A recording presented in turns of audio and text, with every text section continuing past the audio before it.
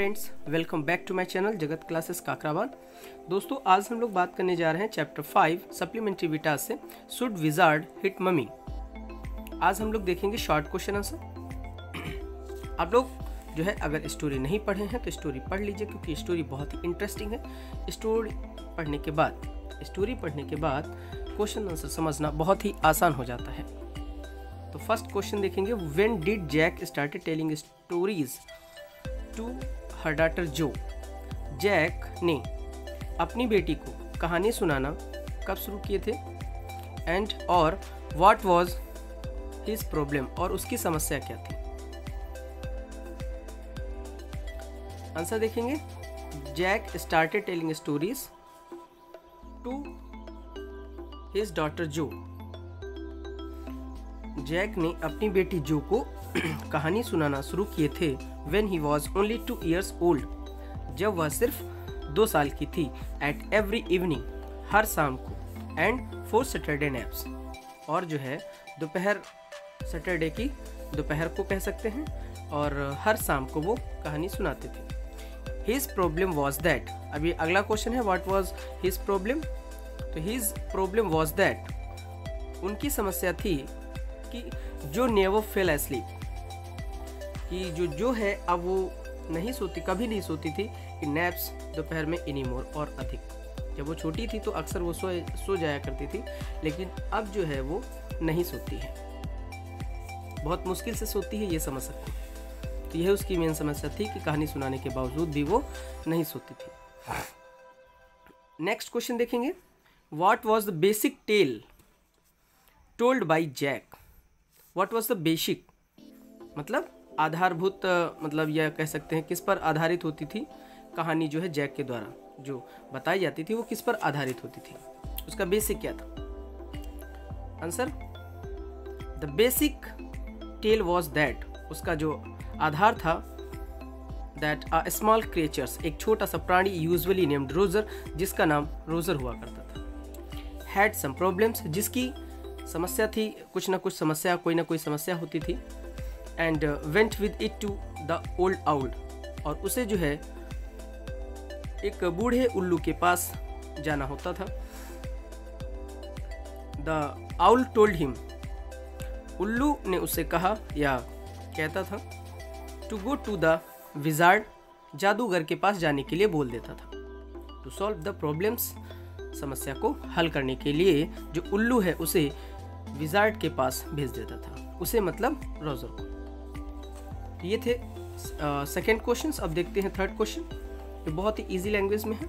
Of which characters story Jack told, Jack ने जो है ऑफ विच कैरेक्टर्स स्टोरी, किस कैरेक्टर की स्टोरी को बताया दैट डे, उस दिन। And what was the problem of that character, और उस कैरेक्टर की समस्या क्या थी। जैक के द्वारा जो कहानी सुनाई जा रही थी उसका जो कैरेक्टर था उस दिन वो कौन सा था, मतलब किस पर जैक स्टोरी सुना रहा था, और उसकी समस्या क्या थी उस कैरेक्टर की। तो कैरेक्टर तो आप जानते हैं कि रोजर स्कुंक था, तो बहुत ही ईजिली लिख सकते हैं, Jack told about the character of Roger Skunk that day. उस दिन जो जैक के द्वारा कहानी सुनाई गई उसका कैरेक्टर था, जो मेन कैरेक्टर था वो था रोजर स्कुंक।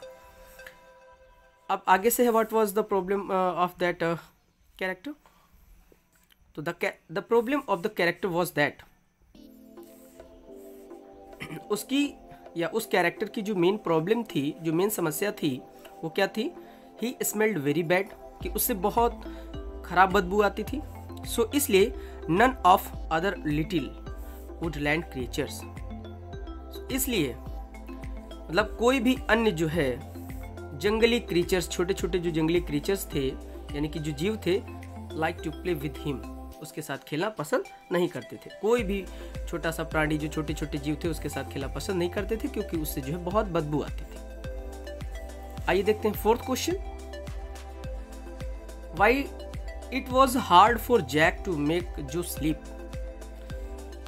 जैक के लिए ये क्यों कठिन था, क्या कठिन था, मेक टू जो स्लीप, मतलब जो को सुलाना जैक के लिए क्यों कठिन हो गया था। जैसे स्टार्टिंग में मैंने कहा था कि वो अब मोस्टली जो है दोपहर को नहीं सोती थी, इससे वो परेशान हो जाया करता था। After telling stories, even after telling stories, मतलब कहानी सुनाने के बाद भी जैक को क्या समस्या आती थी उसे सुलाने में, या समस्या क्यों होती थी? आंसर देखेंगे। It was hard for Jack to make Jo sleep even after telling the stories. ये सारा का सारा हमने क्वेश्चन से ले लिया है, बहुत ही इजी है। It was hard for Jack, ये जैक के लिए कठिन होता था कि जो को सुलाना। कहानी सुनाने के बावजूद भी जो को सुलाने में जैक को परेशानी होती थी, बिकॉज क्योंकि ही हैड ग्रोन यंग, क्योंकि अब वह बड़ी हो चुकी है। पहले वो जब 2 साल की हुआ करती थी तब से ये सिलसिला चालू हुआ था कहानी सुनाने का, तब वो आसानी से सो जाया करती थी, लेकिन अब वो जो चूँकि 4 साल की हो गई है इसलिए वो अक्सर अब सोती नहीं है। नेक्स्ट क्वेश्चन देखेंगे। What were Jo's feeling about Roger Skunk? Roger Skunk के बारे में जो की फीलिंग क्या थी? How was she reacting? वो कैसे रिएक्ट करती थी ऑन फादर जैक्स स्टोरीज, मतलब अपने फादर जैक की कहानी पर वो कैसे रिएक्ट करती थी, और उसका जो है रोजर स्कूंक के प्रति उसको क्या फीलिंग होती थी, क्या उसकी भावनाएं जुड़ी थी। तो आइए देखते हैं इसका आंसर। आइए देखते हैं आंसर। जो फेल्ट सो बैड, जो है वो बहुत ही बुरा महसूस करती थी फॉर रोजर स्कूंक के लिए, एंड वांट्स दैट, और चाहती थी कि हर hero must smell like a roses, और वह चाहती थी कि जो उसका हीरो है मतलब रोजर स्कूंक जो है वो गुलाब की खुशबू की तरह महके। She reacts to her father according to her own perspective, मतलब होता है ये है इसका दृष्टिकोण, मतलब जो थी उसका अपने पिता के प्रति जो है खुद का एक दृष्टिकोण था, मतलब उन्हीं से वो कहानी सुनना बहुत पसंद करती थी। She enjoyed such stories, और वह जो है उन्हें काफ़ी इंजॉय करती थी, काफ़ी उनका आनंद लेती थी, जैसा कि उसके फादर जो उसे कहानी सुनाते थे। Such stories and show her interest by asking questions, और अपना जो है इंटरेस्ट, अपनी जिज्ञासा भी दिखाती थी क्वेश्चन पूछ करके, प्रश्न पूछ करके वह अपनी जिज्ञासा उत्पन्न करती थी, अपना इंटरेस्ट दिखाती थी कि हाँ उसे कहानियाँ जो हैं अच्छी लग रही हैं। Who was the wizard? Wizard कौन था? What was his role in the story? और उसका जो है कहानी में क्या रोल है, क्या अभिनय है? तो who was wizard? विजार्ड कौन था? बहुत ही सिंपल है। विजार्ड का मतलब एक जादूगर होता है, तो उसको दूसरे शब्दों में लिख सकते हैं कि the wizard was a magician. Wizard एक जादूगर था। The role of the wizard was that usually present the solution of Roger's problems. The role of wizard मतलब जादूगर का जो रोल था वॉज दैट था यूजुअली प्रेजेंट द सोल्यूशन, कि अक्सर उसे जो है सोल्यूशन यानी कि किसी भी समस्या का हल निकालना होता है। तो रोजर्स की समस्याओं का हल निकालना ही उसका जो है मुख्य रोल था। विजार्ड का मुख्य रोल रोजर की समस्याओं का हल निकालना था। आइए देखते हैं next question. What were the questions made by Jo? Give any two. Jo के द्वारा किए गए क्या क्वेश्चंस थे? Give any two. सिर्फ आपको यहाँ पर कहा जा रहा है कि 2 बताने हैं। The questions were made by जो इज दैट, जो के द्वारा किए गए क्वेश्चंस थे कि पहला, आर मैजिक स्पेल्स रियल, जो जादुई मंत्र थे क्या वो सही थे, जिसकी वजह से वो खुशबुओं को बदल देता था, मतलब जिसने उसकी जो है रोजर्स की जो उसने खुशबू बदल दी थी। इसीलिए वो पूछती है क्या ये जो जादू है, जादुई जो मंत्र है, क्या वो वास्तविक है। और दूसरा क्वेश्चन था कि व्हाट्स अ क्रिक, ये क्रिक क्या है। क्वेश्चन तो उसने बहुत सारे किए थे, लेकिन यहाँ पर सिर्फ 2 ही क्वेश्चन बताए गए हैं, क्योंकि यहाँ पे 2 क्वेश्चन पूछे गए हैं। नेक्स्ट क्वेश्चन देखेंगे। In what smell Roger Skunk's bad? In what smells Roger Skunk bad smell were converted and why? In what smell Roger Skunk bad smell were converted, वो कौन सी बैड स्मेल्स को जो है वो किस स्मेल में बदलना चाहता था, कन्वर्ट कराना चाहता था, और क्यों? वो बैड स्मेल को, जो बुरी बदबू उससे आती थी, वो उसको किस खुशबू में मतलब बदलना चाहता था और क्यों बदलना चाहता था। Roger Skunk's bad smell were converted in the fragrance of roses. Roger Skunk's की जो बैड स्मेल थी were converted in the fragrance of roses.